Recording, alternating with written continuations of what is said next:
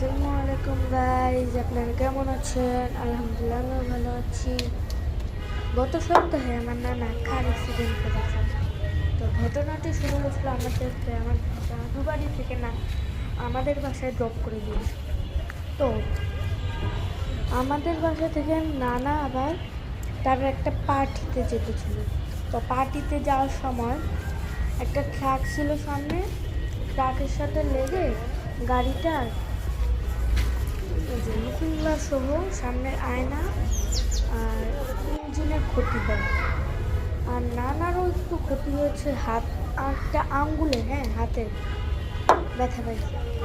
তো গাইজ, আপনারা আমার নানার জন্য দোয়া করবেন আর আমার জন্য দোয়া করবেন, আমি যেন পড়ালেখায় ভালো করি।